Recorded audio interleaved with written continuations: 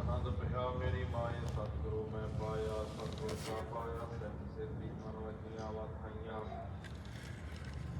ਰਾਗ ਰਤਨ ਪਰਵਾਰ ਭਰੀਆਂ ਸ਼ਬਦ ਗਾਉਣੇ ਆਈਆਂ, ਸ਼ਬਦੋ ਤਾ ਗਾਵੋ ਹਰੀ ਕੇਰਾ ਮਨ ਜਿਨੀ ਵਸਾਇਆ। ਕਹੇ ਨਾਨਕ ਆਨੰਦ ਹੋਆ ਸਤਿਗੁਰੂ ਮੈਂ ਪਾਇਆ, ਵਾਰ ਨਾ ਸਭਨਾ ਗੱਲਾਂ ਸਿਮਰਾ ਸੁਆਮੀ ਸੋ ਕਿਉ ਮਨੁ ਵਿਸਾਰਿਆ। ਕਹਿ ਨਾਨਕ ਮਨ ਮੇਰੇ ਸਦਾ ਰਹੋ ਹਰਿ ਨਾਲੇ, ਸਾਚੇ ਸੱਚ ਬਾਕਿਆ ਨਾਨਕ ਕਰਦੇ ਰਹੇ। ਕਰਤਾ ਤੇਰਾ ਸਭ ਕਿਛ ਹੈ ਜਿਸ ਤੇ ਸੋ ਪਾਵੇ, ਸਦਾ ਸਿਫਤ ਸਲਾਹ ਤੇਰੀ ਨਾਮ ਮਨ ਵਸਾਵੇ। ਨਾਮ ਜਿਨ ਕੈ ਮਨ ਵਸਿਆ ਵਾਜੇ ਸ਼ਬਦ ਕਨੇਰੇ, ਕਹਿ ਨਾਨਕ ਸੱਚੇ ਸਾਹਿਬ ਗਿਆਨਾ ਕੀ ਕਰ ਤੇਰਾ ਸਾਚਾ ਨਾਮ ਮੇਰਾ ਆਧਾਰੋ। ਸਾਚ ਨਾਮ ਆਧਾਰ ਮੇਰਾ ਜਨ ਭੁੱਖਾ ਗਰ ਪਾਇਆ, ਕਰ ਸ਼ਾਮ ਸੁਖ ਮਨਾਇ ਵਸਿਆ।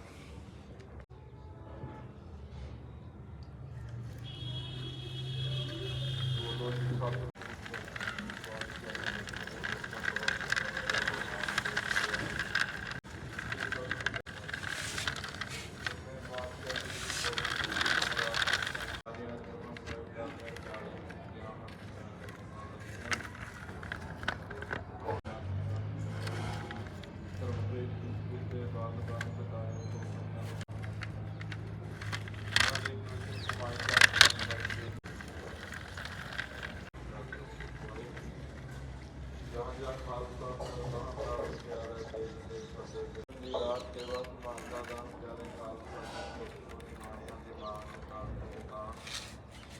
ਗੁਰੂ ਤੇਗ ਬਹਾਦਰ ਜੀ ਮਹਾਰਾਜ ਆਪ ਜੀ ਦੇ ਪਾਵਨ ਪੁੱਤਰ ਜਲ ਉਹਨਾਂ ਸਾਹਿਬ ਸ੍ਰੀ ਗੁਰੂ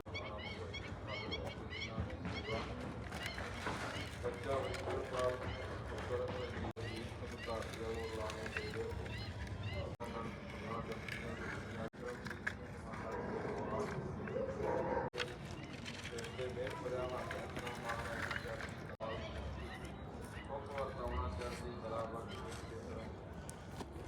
ਪਰਿਵਾਰਾਂ ਦੀ ਕਾਰਜ ਰਾਸਤੇ ਨੂੰ ਗੁਰਸ਼ਰਨ ਸਿੰਘ ਅਨੇਕਾਂ ਪਰਿਵਾਰਾਂ ਵੱਲੋਂ ਅਰਦਾਸਾਂ ਨੇ ਬੜੇ ਸੰਤਾਂ ਦੇ ਨਾਲ ਜੁੜਾਂ ਤੋਂ ਆਪ ਜੀ ਦੇ ਦਰ ਤੇ ਜੋ ਵੀ ਆਵੇ ਬੋਲੇ ਸੋ ਨਿਹਾਲ। ਵਾਹਿਗੁਰੂ ਜੀ ਕਾ ਖਾਲਸਾ ਵਾਹਿਗੁਰੂ ਜੀ ਕੀ ਫਤਿਹ।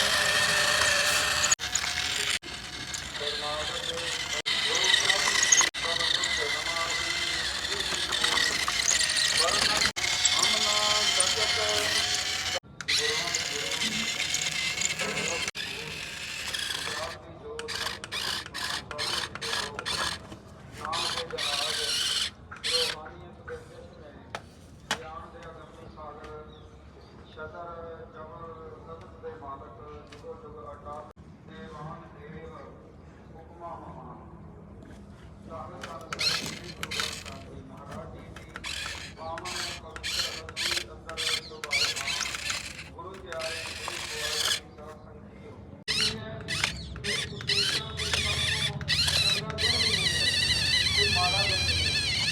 ਅਸਲ ਵਿੱਚ ਚੰਗਾ ਦਿਨ ਜਿਹੜਾ ਹੈ, ਚੰਗਾ ਮਹੀਨਾ ਜਿਹੜਾ ਹੈ, ਸਤਿਗੁਰੂ ਜੀ ਦੀ ਬੁੱਧੀ ਹੈ, ਸਤਿਗੁਰੂ ਜੀ 12 ਮਹਾਨਾਮੇ ਬਾਣੀ ਸੁੰਦਰ ਬਖਸ਼ਿਸ਼ ਕਰਦੇ ਆ। ਕਹਿੰਦੇ ਮਹਾਦੇਵ ਸਮੂਰ ਸਭੇ ਜੁਗ ਤੋਂ ਨਦਰ ਕਰੇ, ਨਾਮ ਕਮੰਗਲ ਦਰਸਨਾਨ ਕਿਰਪਾ ਕਰੋ ਹਰਿ। ਉਹਨਾਂ ਵਾਸਤੇ ਗੁਰਮੁਖ ਪਿਆਰਿਆਂ ਵਾਸਤੇ ਮਹਾ ਮਹੀਨੇ ਦੇ ਦਿਵਸ ਦਿਨ ਮੁਹੂਰਤ ਸੰਤਾਂ ਨੂੰ ਸੱਦ ਕੇ ਮੁਹੂਰਤ ਕਢਾਏ ਜਾਂਦੇ ਸਮਝਾਏ। ਪਰ ਗੁਰਮੁਖ ਦੇ ਅੰਦਰ ਮੁਹੂਰਤ ਕਿਵੇਂ ਕੱਢਣਾ ਹੈ, ਉੱਥੇ ਜਿਹੜਾ ਮਰਿਆਦਾ ਦੇ ਤੇ ਸਤਿਗੁਰ ਪਾਤਸ਼ਾਹ ਜੀ ਦੇ ਚਰਨਾਂ ਵਿੱਚ ਅਰਦਾਸ ਕਰਕੇ ਤੁਸੀਂ ਕੋਈ ਵੀ ਕਾਰਜ ਕਰੋ। ਅਰਜਨ ਸਾਹਿਬ ਜੀ ਮਕਰ ਦੇ ਮਹੀਨੇ ਪਰ ਆਏ ਪਾਤਸ਼ਾਹ ਦੀ ਬਖਸ਼ਿਸ਼ ਕਰਦੇ ਹਾਂ, ਪੜ੍ਹਦੇ ਹਾਂ ਨਾ ਰਾਜ ਬੇਨਤੀ ਕਰਿਆ ਕਰਦਾ ਕਿ ਅੱਜ ਸੰਗਰਾਮ ਦਾ ਦਿਹਾੜਾ ਕਿਹਾ ਜਾਂਦਾ ਹੈ ਕਿ ਮਕਰ ਦਾ ਸੰਗਰਾਮ ਦਾ ਦਿਹਾੜਾ ਜਾਂ ਕੋਈ ਵੀ ਮਹੀਨਾ ਚੜ੍ਹਦਾ ਤੇ ਉਹ ਸੰਗਰਾਮ ਸ਼ਬਦ ਜਿਹੜਾ ਹੈ ਨਾ, ਇਹ ਗੁਰੂ ਗ੍ਰੰਥ ਸਾਹਿਬ ਜੀ ਇਹ ਸੰਗਰਾਂਤੀ ਤੋਂ ਗੁਰੂਆਂ ਦੇ ਵਿੱਚ ਕ੍ਰਾਂਤੀ ਆ ਜਾਂਦੀ ਹੈ। ਉਹਦੇ ਬਦਲਾਅ ਆ ਜਾਂਦਾ ਸੀ, ਜਿਵੇਂ ਹੁਣ ਸਰਦੀ ਆ ਗਈ, ਫਿਰ ਅੱਗੇ ਆਸਤਾ ਆਸਤਾ ਇਸ ਤਰ੍ਹਾਂ ਸਰਦੀ ਤੋਂ ਬਾਅਦ ਗਰਮੀ ਆ ਗਈ।